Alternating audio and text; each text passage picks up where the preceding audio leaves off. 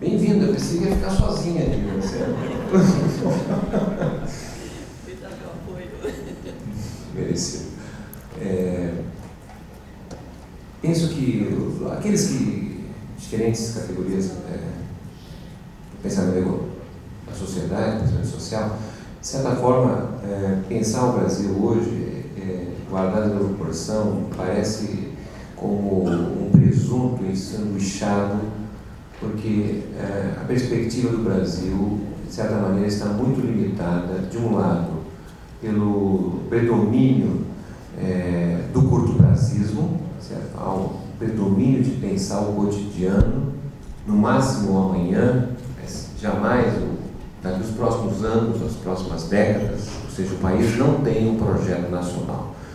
Não é evidentemente uma constatação inédita, recente, isso já é uma marca que nos carregamos há mais tempo, mas é importante sempre registrar que, infelizmente, as interpretações, as proposições, o receituário atualmente em voga, ele está prisioneiro do curto-prazismo.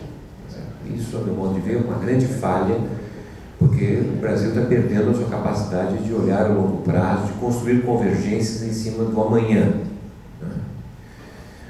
A outra vertente, né, que nos tensiona, além de estarmos prisioneiros do curto-prazismo, diz respeito justamente ao predomínio... que o professor Miragaia chegou. E aí ele precisaria sentar para fazer anotações aqui ao seu lado. Bem-vindo. Por favor, como ele é debatedor, ele vai precisar. O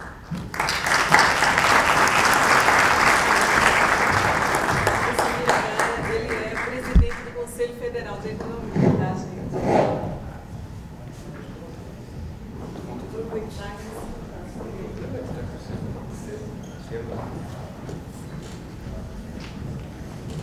Bom, então vamos lá. Há duas vertentes, digamos assim, que tornam complexo pensar o Brasil de hoje, né? De um lado, a limitação do curto-prazismo, e de outro, a predominância das visões pós-modernas, né? Que são visões que, de certa maneira, trabalham muito mais nas especialidades, na setorialização do conhecimento, e não na totalização, na visão mais ampla, complexa, diversificada, que obviamente um país como qualquer outro possui. Então, a economia vem sendo pensada, submetida no curto prazo e numa perspectiva de especialistas. Obviamente isso não é uma crítica, mas apenas um reconhecimento que os especialistas no mundo de hoje, né, nesse início do século XXI, os especialistas são aqueles que sabem cada vez mais de coisa nenhuma. Sou especialista no olho direito e o olho esquerdo, não tenho a menor ideia. Eu sei esse ponto, e aquele outro ponto não sei. Ou seja, nós somos bombardeados recorrentemente por um conjunto muito grande de informação e nós temos uma grande dificuldade de sistematizar a informação. Né? Conhecimento, obviamente, não é somatório de informações, mas tem a capacidade de analisar, sistematizar, de compreender o todo. E isso é uma carência crescente que nós estamos tendo. Então, obviamente, a minha exposição aqui não vai superar esses limites, mas eu queria, de imediato, destacar isso, né, que diz respeito ao processo de formação e difusão do conhecimento nas nossas universidades, nas instituições de pesquisa. O Brasil aumentou, nesse início do século XXI, a sua presença no ranking de produção indexada, né, mas, obviamente, essa produção indexada praticamente ocorre descolada da geração de patentes, né, de ofertas de superação de entraves brasileiros. Então, uma certa desconexão, o que um grande estudioso aqui do Nordeste, Gilberto Freire, já chamou a atenção, né, por uma característica dos doutores do século XIX, né, a formação de um pensamento descolado das necessidades do país. Mas, enfim, o objeto principal da minha exposição aqui está relacionado a entender um pouquinho quais são os constrangimentos que nós vivemos hoje em relação à sustentação do crescimento, ou se quisermos, do desenvolvimento nacional. Quais são os constrangimentos? E a nosso modo de ver, e a fundamentação da minha exposição, os constrangimentos são de duas naturezas. Um constrangimento de ordem externa, sobre a qual nós não temos grande governabilidade, Não significa dizer que não temos o que fazer, claro que temos, mas é um constrangimento que vai além da nossa capacidade de governança. E temos um outro constrangimento que é de natureza interna, que se divide em dois, por explicitar, mas são aqueles constrangimentos aos quais nós podemos, de alguma forma, resolver sem precisar dos outros fora do país. Muito bem, então vamos explicitá-los. Qual é o constrangimento de ordem externa ao qual nós, não apenas o Brasil, mas o mundo está submetido? Bem, a nosso modo de ver, nós estamos praticamente desde as duas últimas décadas do século passado, a partir dos anos 80, convivendo com uma segunda onda da globalização. Nós tivemos uma primeira onda, vamos dizer assim, eu estou dando essa característica, embora a globalização do século XIX quase não tenha a ver com a globalização do final do século XX, mas de toda maneira apenas para dar uma linha do tempo. Nós tivemos os chamados 100 anos da paz britânica, entre 1810 a 1914, um período de paz, vamos dizer assim, de não muitos conflitos, de uma centralidade a partir da ordem econômica guiada pela Inglaterra, a partir da sua industrialização, a partir da sua marinha e a partir da sua moeda, a libra esterlina. Esse período de globalização que estamos denominando agora, porque jamais foi entendido com essa palavra, aqueles que estudaram o século XIX entenderam que foi uma um imperialismo, porque identificaram que a forma de organização do capitalismo no século XIX era organizada através de impérios, o Império Britânico, o Império Austro-Húngaro, o Império Português, se quisermos. Não vamos esquecer que Portugal teve colônias até a década de 70 do século passado. Então, a forma de organização do mundo se dava através dos chamados impérios. Mas não há dúvida, especialmente entre 1870 e 1914, nós tivemos uma abertura das economias sob a ordem liberal, um grande fluxo de capitais, um grande fluxo de mão de obra, de migrações, um grande fluxo de comércio, que de certa maneira marcou a virada do século XIX para o século XX. E esta fase, aí vamos identificá-la como sendo uma primeira onda da globalização, praticamente se encerra com a Primeira Guerra Mundial, 1914, que vai, na verdade, corroendo, destruindo essa velha ordem liberal que marcava uma certa globalização. Então, nós vamos ter duas grandes guerras mundiais, que são guerras, na verdade, que estabelecem o fim desta ordem antiga, a ordem liberal, desconstroem a centralidade da Inglaterra e, de certa maneira, as duas grandes guerras, a Primeira e a Segunda Guerra Mundial, de 1914 a 1917, 18 e a de 1939 a 45, são guerras que, ao fim e ao cabo, apontavam justamente para saber qual seria o país que superaria a Inglaterra, sobretudo uma disputa entre a Alemanha e os Estados Unidos. Como todos sabemos, os Estados Unidos saem vencedor dessas duas grandes conflitos e, a partir de 45, se transforma um novo centro de organização do capitalismo mundial. Então, o que eu quero chamar a atenção é que entre 1914 e 1973, 1974, nós tivemos um interregno desta primeira onda da globalização. Certo? Um interregno. E esse interregno ele é demarcado por uma primeira parte de estagnação do capitalismo e de fortes conflitos, que foi basicamente o período de 1914 a 1945, baixo crescimento econômico, fechamento das economias, uma certa desorganização de forma generalizada. E de 45 até 73, 75, tá certo? Foi um período de forte expansão do crescimento econômico, como jamais visto, pela combinação que permitiu crescer a economia, construir as condições do pleno emprego da mão de obra e, ao mesmo tempo, o regime democrático com distribuição de renda. Obviamente, isso está mais vinculado aos países do centro do capitalismo, Estados Unidos e muito mais a Europa. Não é? Obviamente, estamos falando de 15%, 16% do mundo durante esse período. Mas essa é uma marca, digamos assim, do dinamismo que era uma referência do capitalismo durante esse período do interregno da globalização. A partir da segunda metade dos anos 70 para os dias de hoje, nós estamos vivendo uma segunda onda da globalização. Certo? Uma segunda onda de abertura, que obviamente é muito menos abertura para a questão social, a questão da mão de obra, e muito mais uma abertura para os mercados financeiros, para os fluxos de capitais, para o comércio, que não é mais um comércio entre nações, mas é um comércio entre empresas. Ou seja, o que eu quero situar inicialmente, nós temos um constrangimento que deriva dessa mudança no mundo. Nós estamos numa segunda onda da globalização. Certo? Por que é importante chamar a atenção nisso? Porque, na verdade, um país como o nosso, nesta dinâmica internacional, nós não somos um país que faz parte do centro dinâmico do capitalismo. O centro dinâmico do capitalismo é organizado a partir de 3 características fundamentais: a existência de uma moeda de curso internacional, uma moeda que serve para exercer as 3 funções, não apenas no espaço nacional, uma moeda com unidade de conta, unidade de troca e reserva de valor, mas essa moeda tem curso internacional. Ela que rege as regras, as trocas, as reservas, fora do espaço nacional. Então, para ser país do centro dinâmico, tem que ter moeda de curso internacional. Mais do que ter moeda, é necessário ter capacidade de produção e difusão tecnológica, porque o progresso técnico, digamos assim, é a alma do capitalismo, é o que permite ele inovar, produzir mais barato, produzir em maior escala, diversificar.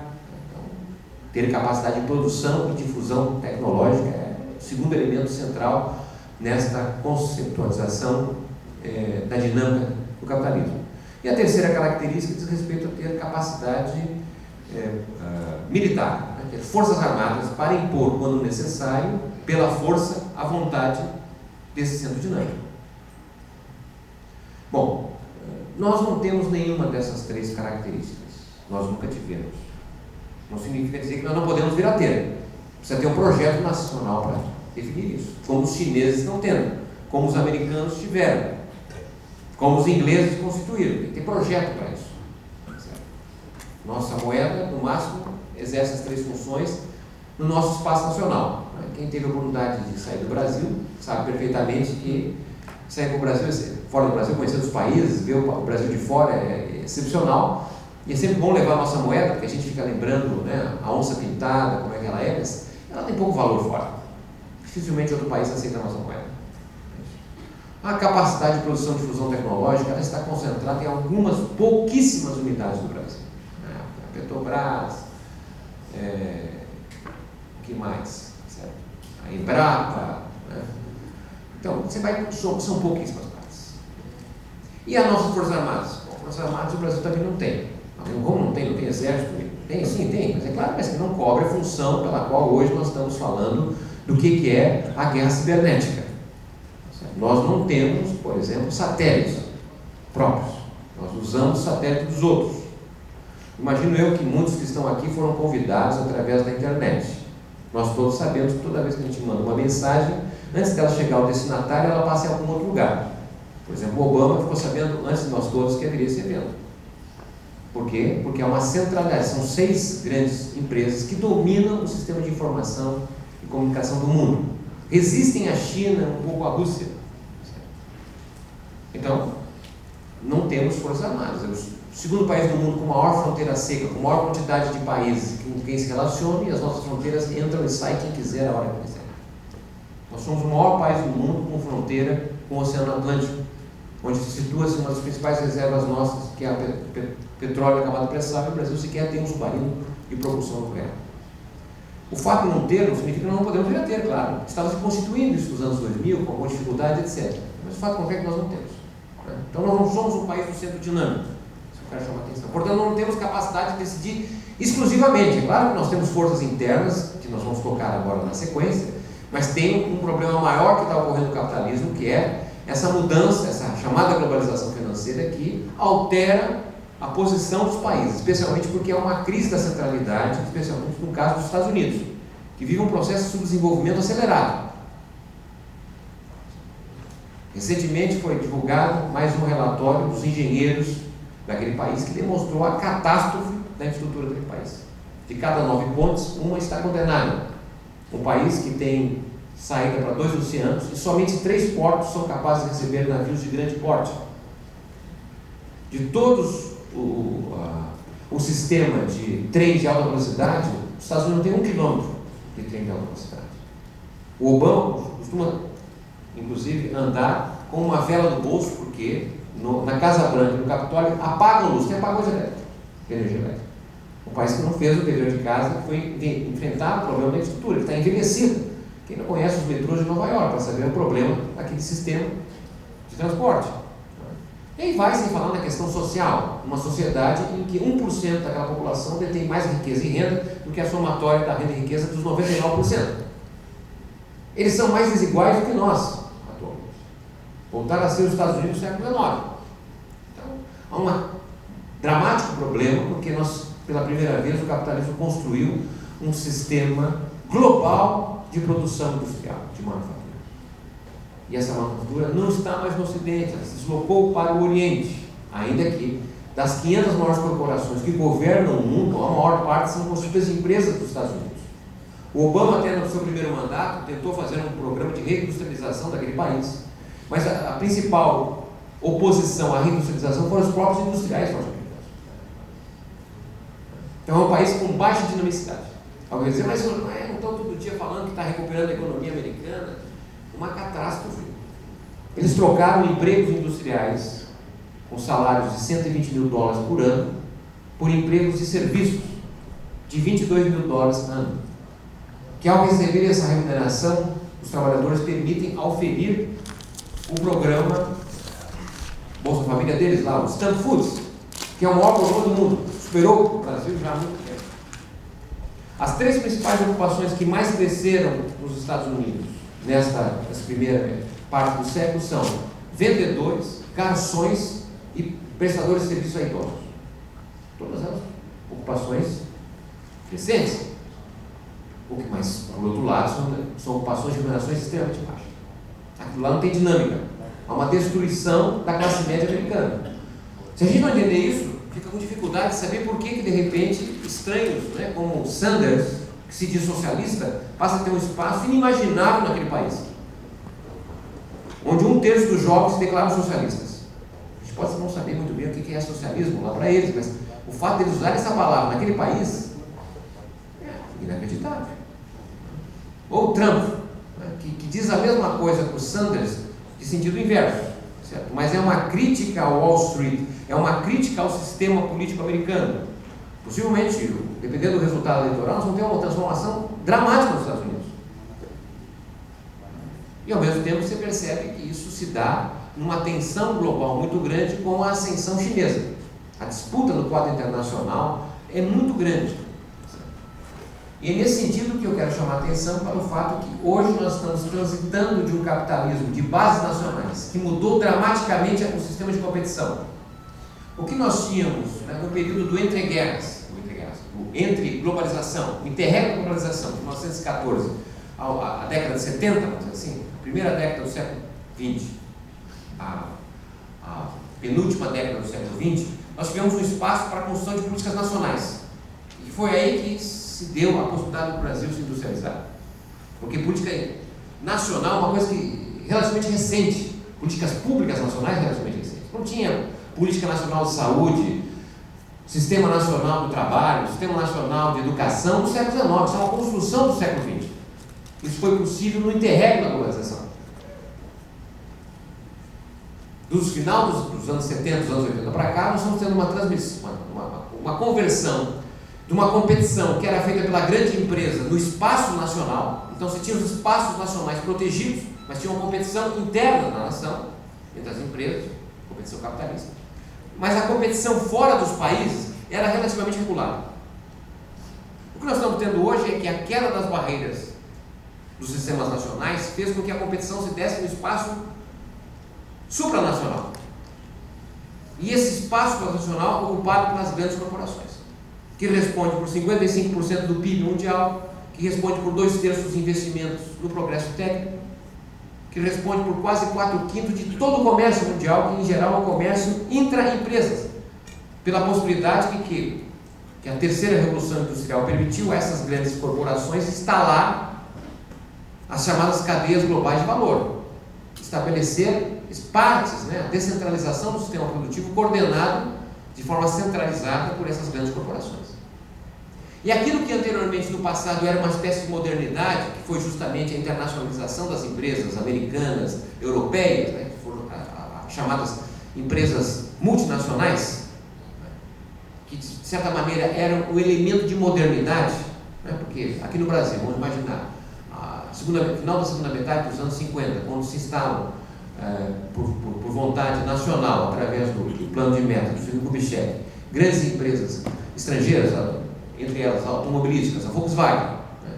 O sonho dos trabalhadores brasileiros era trabalhar numa empresa estrangeira, porque de maneira geral ela representava a modernidade, pagava salários melhores, condições de trabalho melhores, tinha um status.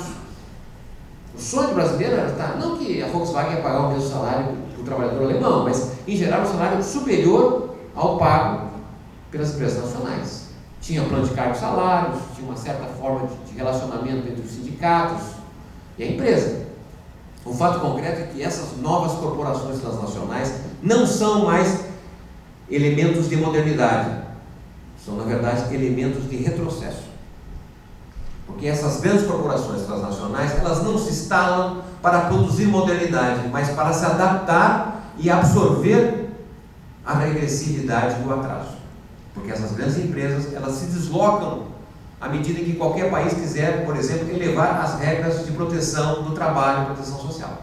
Essas grandes empresas preferem locais onde o custo de mão de obra seja o menor possível.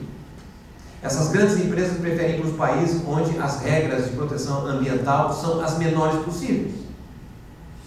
Essas empresas preferem ir para os países onde a tributação seja a menor possível. Sobretudo nesse país que faz guerra fiscal, etc., que aí fica muito mais fácil se instalar sem pagar imposto.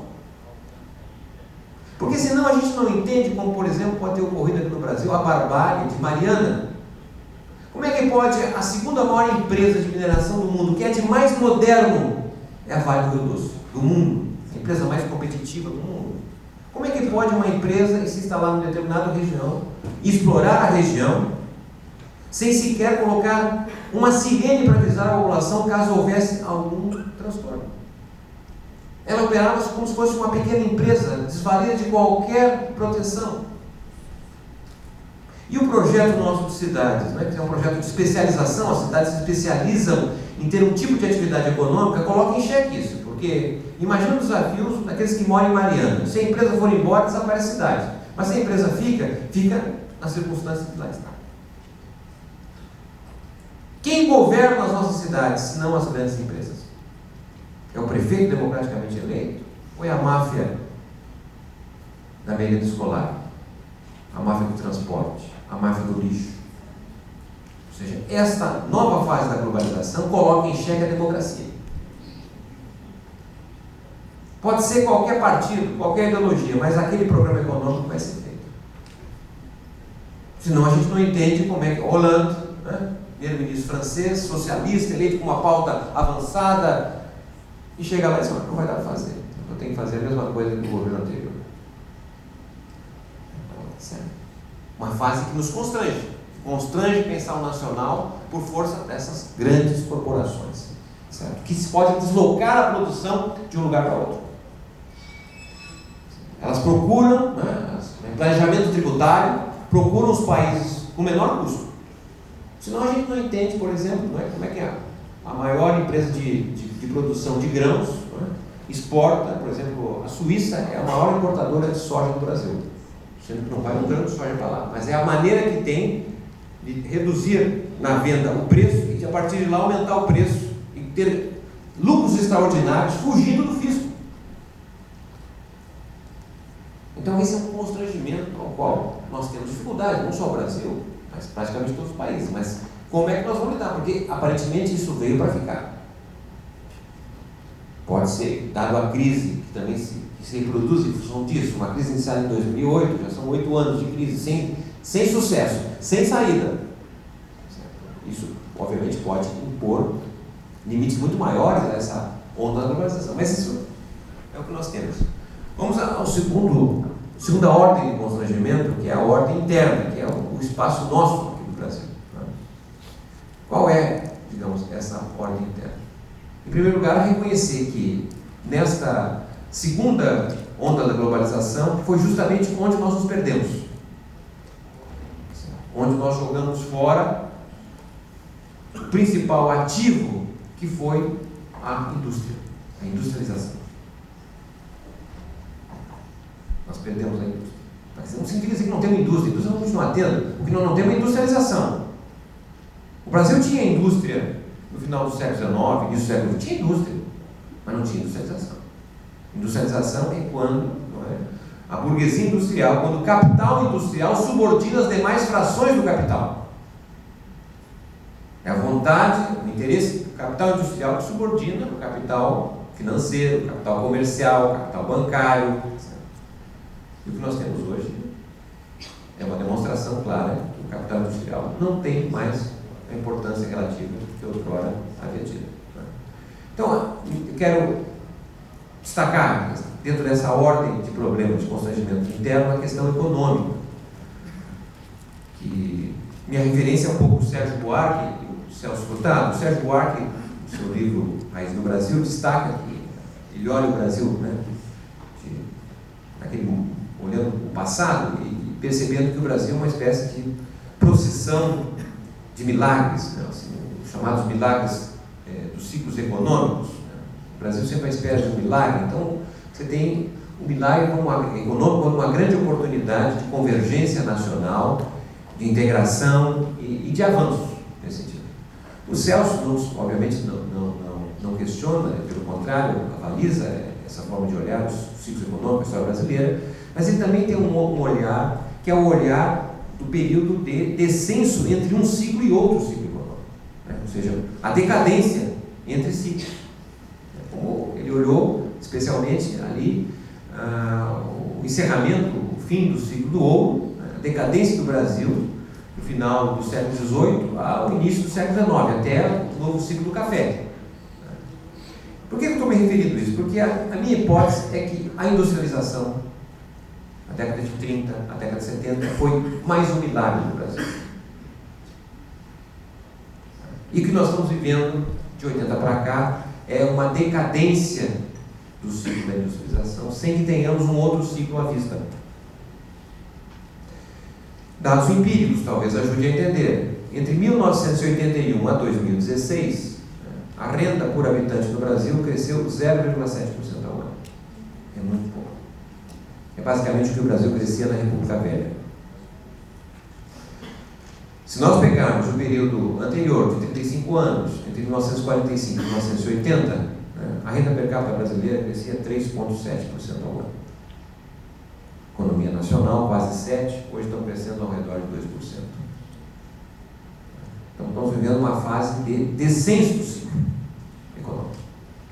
Não significa dizer que não tivemos períodos de crescimento, claro, tivemos, mas crescimento assentado em ciclos de consumo e não blocos de investimento, porque o capitalismo brasileiro se move através de blocos de investimentos e ciclos de consumo.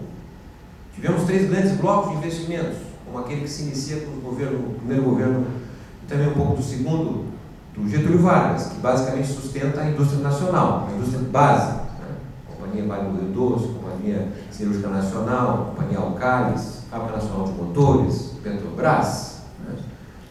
Você arma a indústria de base a partir de blocos de investimentos, que de certa forma teve papel relevante Getúlio. Tivemos um segundo grande bloco de investimento que foi no plano de metas do Juscelino Kubitschek, que basicamente constitui a industrialização diante da indústria de bens de capital e da indústria de consumo durável. Certo? E tivemos um terceiro grande bloco de investimentos no governo Geisel, o segundo Plano Nacional de Desenvolvimento, na segunda metade dos anos 70, né? De certa maneira consolida a industrialização, mas é uma consolidação da industrialização do passado e sem nenhuma ligação com a indústria do futuro. Podíamos fazer um parênteses, nem vou fazer aqui, mas um paralelo entre o segundo PND e o quinto Plano Nacional de Desenvolvimento coreano. Ele também completa a industrialização, mas olha que é uma indústria de futuro, a terceira indústria industrial, que eles se apegam e nós praticamente estávamos de costas a isso. Mas, de toda maneira, o que acontece? De 79 para cá, o Brasil jamais teve um grande bloco de investimentos. Nós estamos desde o início dos anos 80 até agora sem bloco de investimento. Sem ter bloco de investimento, ou seja, sem ter aumento da capacidade produtiva, o que o país consegue fazer, no máximo, são ciclos de consumo, como fora, né, o ciclo do consumo do plano cruzado, que pegou